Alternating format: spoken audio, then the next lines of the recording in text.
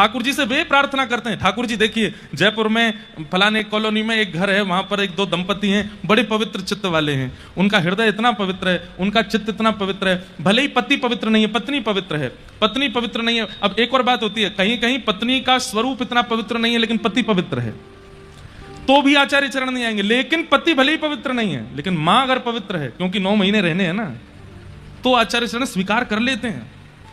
लेकिन आजकल दंपति ऐसे हैं ही नहीं कि आचार्य चरण कहते हैं कि कोई भी ऐसा स्थान ही नहीं है, कोई ऐसी माता पिता नहीं बचे हैं पृथ्वी पर जिनको हम स्वीकार करके उनके यहां जन्म लेने जा सकें। इसलिए हमारी युवाओं से प्रार्थना है, अधिकतर यहां कुंवारे ही बैठे हैं सबरे। अब आप लोग कथा में आ चुके हैं, अब कुछ वर्षों में आपके ब्याह आदि की सब योजनाएं बनने वाली हैं। विवाह के उपरांत तो बहुत मतलब निष्ठा के साथ पवित्रता धारण कीजिएगा। क्या पता कहीं श्री ध्रुव जी महाराज का पुनः जन्म लेने का मन हो, पुनः होगा तो सही, इस कलिकाल के उद्धार के लिए आचार्य चरण आएंगे तो सही, कभी ना कभी पुनः आगमन होगा तो सही, पर क्या पता वो आप ही हो जिनको स्वीकार करके आचार्य चरण आ जाएं और आकर के एक बालक के कारण आपको भी भगवत प्राप्ति हो जाए। हम गृहस्थ आश्रम को ही भजन क्यों ना बना लें? हमने गृहस्थ आश्रम को केवल भोग भोगने का साधन क्यों मान लिया है? कल बड़े भैया बता रहे थे ना कि आचार्य चरण आज्ञा करके गए हैं अपनी परंपरा में आगे कि गृहस्थ में जाना पड़ेगा। वहां श्रीनाथ जी वल्लभाचार्य जी को आज्ञा कर रहे हैं कि गृहस्थ में जाना पड़ेगा। क्यों? क्योंकि सन्यास और विरक्त में कई बार भगवत प्राप्ति थोड़ी दुष्कर हो जाती है, गृहस्थों को बहुत सुलभ है। लेकिन आजकल गृहस्थ आश्रम नहीं रह गया है, आजकल गृहस्थ पब बन गया है। क्या बन गया है? जहां सारे दूषित काम किए जाते हैं, वो स्थिति बन गई है। जब तक ब्याह नहीं हो रहा थोड़े बहुत और खुली छूट है आपको, लेकिन ब्याह के बाद तो भैया कम से कम बहुत पवित्रता का ध्यान रखो। क्या पता कोई दिव्य आत्मा आपको स्वीकार कर ले और आपके गर्भ से एक ऐसे महापुरुष का अवतरण हो जिसके कारण श्री गोविंद देव जी चल करके आपके घर आ जाएं, आपका ये तप निश्चित हो। तो पिता श्री केशवाचार्य जी और उनकी माता जी श्री कांतिमती जी, जिनके यहाँ पर शेषावतार भाष्यकार श्री रामानुज स्वामी जी महाराज का प्रादुर्भाव हुआ, आज हमारे आचार्य चरण आए हैं। और आप जैसे आए तो महाभूतपुरी, जहाँ पर आचार्य चरण का प्रादुर्भाव, वहाँ का प्रसाद लाए हैं। वो आते ही बोले महाभूतपुरी रामानुजाचार्य जी के जन्म स्थान से प्रसाद आया है। अब ये इससे बड़ा और क्या आनंद होगा कि आचार्य चरण का चरित्र चल रहा है और उनके ही दक्षिण के स्थान से प्रसाद आ जाए।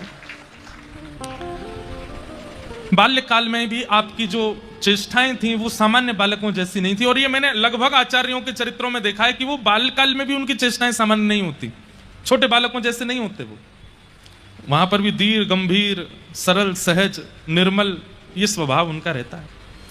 मात्र 16 वर्ष की आयु में आपका तेज मांबा नाम की एक कन्या से ब्याह हुआ। हमारे दक्षिण भारत में माताओं को अम्बा बोलते हैं, तो तेज मां अम्बा उनका नाम, जिनसे आपका विवाह हुआ। कुछ ही वर्ष बाद आपके पूज्य पिताजी श्री केशवाचार्य जी का वैकुंठ गमन हो गया। चरित्र तो देखिए बहुत वृहद है, बहुत विस्तृत है, पर नाभाजी ने जिन जिन भावों का स्मरण रखा है उन्हें मैं आपके सामने प्रस्तुत करूंगा।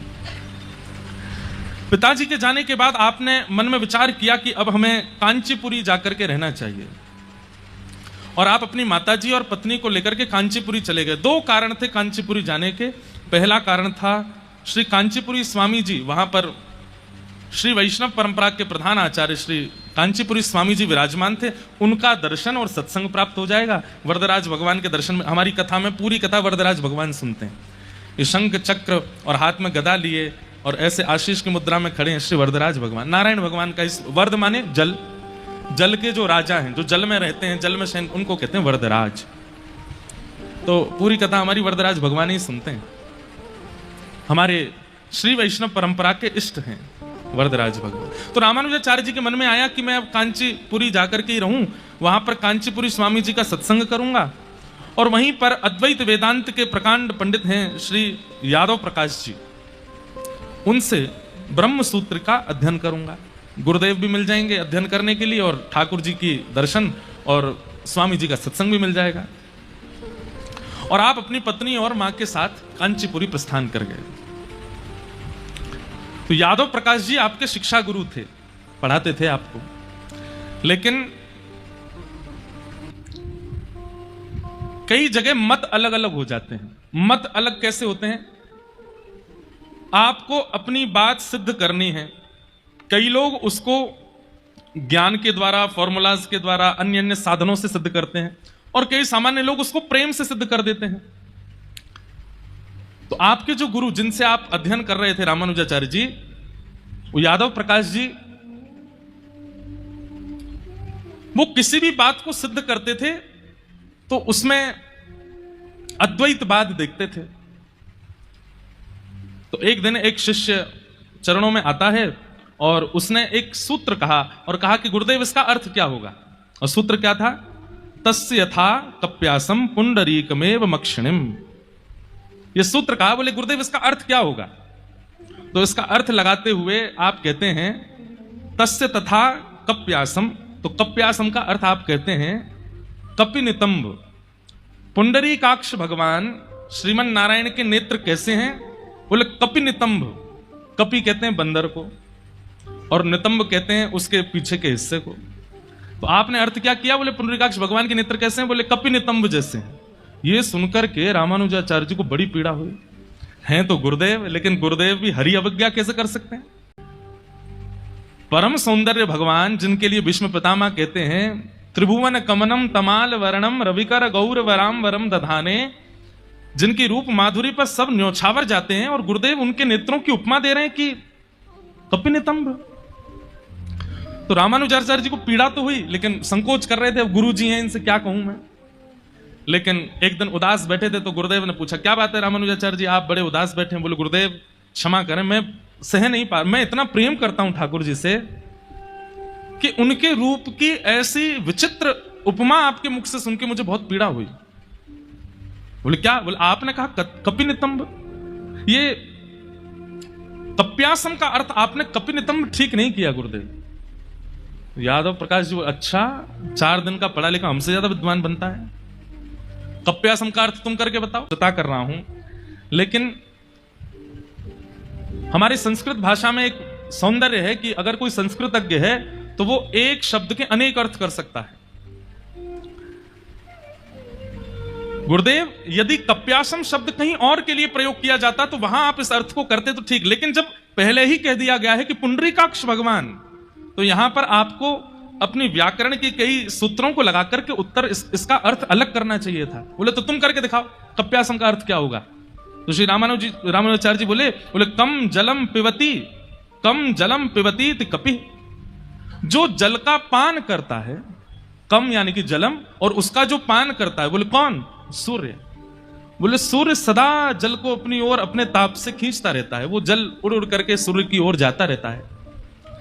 ऐसे सूर्य जब प्रकाशमान होते हैं तो जिस लालिमा से पूरी पृथ्वी को आच्छादित कर देते हैं, और उन सूर्य के प्रकाशित होते ही जैसे सरोवर में बंधा हुआ कमल खिलने लग जाता है, ऐसे सूर्य की लालिमा जैसे नेत्र जिनके हैं, ठाकुर जी जैसे ही अपने नेत्र धीरे धीरे धीरे धीरे खोलना प्रारंभ करते हैं, सामने विराजमान जितने भी भक्त रूपी कमल हैं वो खिलते चले जाते हैं। गुरुदेव कप्यासम का अर्थ ये लगाना चाहिए। ये अर्थ सुनते ही जितने वहां बालक थे आपकी तरह उन्होंने भी ताली बजाई, वाह वाह वाह, ये अर्थ आया है। तो आपके गुरुदेव जो सामने बैठे थे यादव प्रकाश जी को बहुत गुस्सा आया, और आपने मन में विचार किया कि ये बालक हो ना हो कुछ दिनों में हमारा पत्ता साफ कर देगा, और ये सब बालक इसी के चेला बन जाएंगे। जैसे फैन फॉलोइंग हो जाती है आजकल, धनवानी से भी दुखी नहीं है लोग, आजकल रूपवान से भी दुखी नहीं है लोग, आजकल उससे ज्यादा दुखी जिसके फॉलोअर्स ज्यादा है। दुख का कारण यही हो गया है महाराज। संबंध नहीं टूट रहे हैं आजकल, अनफॉलो होते हैं लोग, संबंध नहीं टूट रहे आजकल। बाबा अब आप लोग तो सब बड़े आनंद में, आपको कोई फॉलो अनफॉलो करे ही ना है। बहुत विचित्र जमाना आता जा रहा है, यही कलिकाल में हम प्रवेश कर रहे हैं। आगामी समय में यह नहीं देखा जाएगा कि हाँ भाई जिस लड़का से हमारी छोरी का ब्याह हो रहा है उस पर संपत्ति कितनी, पढ़ा लिखा कितना, उसके देखो सोशल मीडिया अकाउंट कितने और फॉलो कितने लोग करते हैं। ब्लू टिक लगा कि नहीं लगा। हमने तो आज तक मना ही मैंने कि करना ही नहीं है, अपने बस प्रेम से कथा सत्संग भाव देते रहो, आनंद, लोगों को सरलता विनम्रता सिखाते रहो, इससे ज्यादा कुछ नहीं देना है। आज मेरे पैर में चोट लगी, डॉक्टर ने बैंडेज बांध दिया, उसको भी फोटो खींच के डाल देते हैं लोग। कैसा विचित्र समय आ गया है। तो आज से लगभग 1000 वर्ष पहले श्री यादव प्रकाश जी को रामानुजाचार्य जी से इस बात से बैर हो गया क्योंकि वो सिद्धांतिक बातें कर देते हैं और कहीं ना कहीं ऐसा अर्थ लगाते हैं क्योंकि चित्त में प्रेम है, ठाकुर जी के प्रति प्रेम है, इसलिए वो सिद्धांतिक बात भी, वैदिक बातों को भी प्रेम के साथ में प्रस्तुत कर देते हैं, वो सबको भा जाती है। ये बात तो सत्य है बंधुओं, चाहे कितनी भी विद्वत्ता झाड़ लो, चाहे कितने भी क्या कहते हैं अपना वैभव दिखा लो, चाहे कितना भी ऐश्वर्य दिखा लो, लेकिन व्यक्ति के चित्त को सुख तो सामने वाले का प्रेम ही दे सकता है। जिसके चित्त में प्रेम नहीं है, चाहे कितनी भी चीजें हो उसके पास में, आपको आकर्षण कर सकता है व्यक्ति अन्य भावों से, लेकिन आपको शांति तो वही प्रदान करेगा जिसके चित्त में प्रेम होगा। रामानुजाचार्य जी के चित्त में प्रेम है। ठाकुर जी के ऐसे रूप माधुरी का वर्णन कर देते हैं। यादव प्रकाश जी को रामानुजाचार्य जी से थोड़ी चिढ़ होने लगी। 2-3 बात और भी कुछ ऐसी हुई जिसके कारण यादव प्रकाश जी बहुत चिढ़ गए और उन्होंने षड्यंत्र रचा। सब बच्चों को लेकर के काशी जा रहे थे दर्शन करने के लिए। रामानुजाचार्य, अब बच्चे मतलब 16 वर्ष की आयु में ब्याह हो गया था, लेकिन 17-18 तक भी बच्चे ही रहते हैं। सब लोग जा रहे थे, सब विद्यार्थियों को लेकर के। तो यादव प्रकाश जी ने बीच में ही मन बना लिया कि बीच में घने जंगल पड़ेंगे और वहीं कहीं घने जंगलों में कई बालक मुंह लगे होते हैं ना गुरुजनों के, तो वो सब गुरुदेव के साथ मिल गए। बोले क्या करना गुरुजी? बोले कि ये जो है ना, ये तुम लोगों की विद्या का हनन कर देगा, ऐसा कर देगा, और हम लोगों का एक ही काम है। बोले क्या? बोले बीच जंगल में कैसे भी करके या तो किसी पशु के द्वारा या कोई विष दे करके इसको मरवाना है। एक बालक बोला गुरुजी पाप लगेगा, मारने का पाप भी तो लगेगा। अरे तो 2 दिन बाद हम लोग काशी पहुंच जाएंगे, गंगा जी में जाके प्रायश्चित कर लेंगे, प्रायश्चित हो जाएगा, सारे पाप धुल जाएंगे गंगा जी में। तो बच्चे मान गए गुरुजी की बात और जैसे ही निकले हैं राह पर। रामानुजाचार्य जी तो केवल प्रतीक्षा कर रहे हैं कि कब वह दिन आवे कि श्री रंगनाथ जी मुझे स्वीकार करेंगे। इनका एक मुसेरा भाई जिसका नाम था गोविंद, श्री रामानुजाचार्य जी के मौसी का बेटा, वो भी साथ में ही पढ़ते थे विद्यालय में। तो रास्ते में चलते चलते जब घने जंगल विंध्याचल पहुंचे उत्तर भारत में, तो घने जंगल में जब पहाड़ भी हैं, जंगल भी हैं, नदियां भी हैं, और जहां पता नहीं चल रहा है, ऐसे स्थान को देख करके श्री यादव प्रकाश जी ने सब बच्चों को इशारा करना शुरू किया। बोले यही सही जगह है। तो बच्चों में काना फूसी होने लगी। तो गोविंद वहीं खड़ा खड़ा सुन रहा था। क्या? तो सब कह रहे थे, बोले वहां आगे चल करके वहां से धक्का दे देंगे, या वहां विष खिला देंगे, या और आगे जाएंगे तो वहां शेर भी हैं, वहां पे इसको बांध देंगे, ऐसा कर देंगे सब। तो बोले किसके लिए चर्चा हो रही? बोले रामानुज के लिए। गोविंद ने जैसे ये बात सुनी, एकांत में रामानुजाचार्य जी को ले गए और ले जाकर के बोले तुम अभी यहां से भाग जाओ, ये घना जंगल है, अभी समय है आपके पास, आप अभी यहां से निकल जाओ, ये सब लोग षड्यंत्र रचा रहे हैं आपको मारने का। रामानुजाचार्य जी सुनकर के बोले मैं कायर नहीं हूं। यदि मेरे जीवन में हरि ने कुछ दिन लिखे हैं तो उन दिनों को कोई चाह करके भी मुझसे नहीं छीन पाएगा, और यदि मेरे जीवन के दिन कल ही विश्राम होने हैं तो मैं यहां से भाग भी जाऊंगा तो बीच में मेरा अंत कहीं हो जाएगा। मुझे भयभीत क्यों होना है इस बात से? बंधुओं, वैष्णव का एक ये लक्षण याद रखिएगा, वो मृत्यु से भी भयभीत नहीं होता, वो किसी भी चीज से भयभीत नहीं होता। कल को आपके सामने कोई परिस्थिति आ गई तो परिस्थिति को संसारी व्यक्ति कैसे देखता है? अरे राम राम राम, अब क्या होगा, अब क्या होगा। पर वैष्णव कैसे देखता है? ये मेरा प्रारब्ध है, ये मेरे किसी कर्म का फल है, ये तो मुझे भोगना ही पड़ेगा। ठाकुर जी अगर आप चाहते हैं कि मैं इसको भोगूं तो आप भुगवाइएगा, लेकिन आप चाहते हैं कि ये केवल कुछ दिन की पीड़ा है फिर चली जाएगी तो इसको दूर कर दीजिएगा। वो विचलित नहीं होता। कई लोग बहुत विचलित परेशान होते हैं, हम भी होते थे पहले, पर कथा करते करते हम आपसे सत्य बता रहे हैं, ठाकुर जी ने कृपा करके बहुत चीजों में परिवर्तन कर दिया, अब विचलनता नहीं होती। रामानुजाचार्य जी बोले मैं कायर नहीं हूं, मैं ऐसे भागूंगा नहीं। अगर मृत्यु मेरी कल लिखी है तो कल इन लोगों के हाथों हो जाएगी, और कल लिखी है तो भाग करके भी हो जाएगी।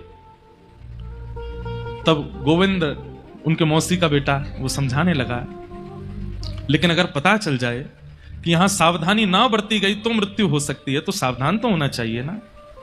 और रही बात, मैं मानता हूं कि तुम अपने हर दिन, बहुत ध्यान से सुनिएगा, बड़ी अच्छी बात है, मैं मानता हूं, गोविंद जी समझा रहे हैं रामानुजाचार्य, मैं मानता हूं कि तुम हर दिन को ठाकुर जी का प्रसाद मान के स्वीकार करते हो, लेकिन क्या तुम्हारी हृदय की इच्छा नहीं कि कभी शंख चक्र गदा पद्मधारी प्रत्यक्ष प्रकट होकर तुमको दर्शन दें? और जब तक वो दर्शन ना हो जाए, तुम्हारी जिम्मेवारी बनती है कि अपने प्राणों की रक्षा करो। कितनी अच्छी बात। पृथ्वी पर आए हैं, एक तो वैष्णव उद्धार और दूसरा हरि दर्शन, वो तो करके जाएं कम से कम। भाग तो गए बीच रास्ते से ही, और यहां यादव प्रकाश जी और सब बालकों को लगा कि घने जंगल में कोई जानवर पकड़ के ले गया, उनको खा गया होगा भीतर। यहां तो उत्सव नाच रहे थे ये लोग, बढ़िया है, हमें जो करना था वो अपने आप ही हो गया। लेकिन रामानुजाचार्य जी दौड़ तो गए। अब कहां विंध्याचल? विंध्याचल कहां है? प्रयागराज के पास। और कहां कांचीपुरी? अब इतना लंबा रास्ता, उसमें भी रोड नहीं है, जंगल के रास्ते। और यहां तो हजारों बच्चे थे, गुरुदेव साथ थे, तो निकल पड़े। अब अकेले आ रहे हैं रास्ते में, बस सोचते आ रहे हैं कि कोई जीव ना आ जाए मेरे सामने, कोई मेरा वध ना कर दे, क्यों? क्योंकि अभी हरि से मिलना नहीं हुआ है।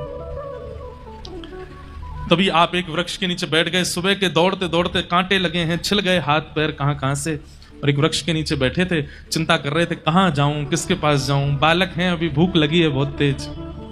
इतने में ही दो दंपति यात्री निकले वहां से, और दोनों यात्रा करते हुए जा रहे थे। तो आप उनको देख करके थोड़े सहम गए, और उन दोनों दंपतियों ने जब रामानुजाचार्य जी को देखा तो परम सुंदर बालक आए समीप। बोले, अरे बालक तुम कहां जा रहे हो?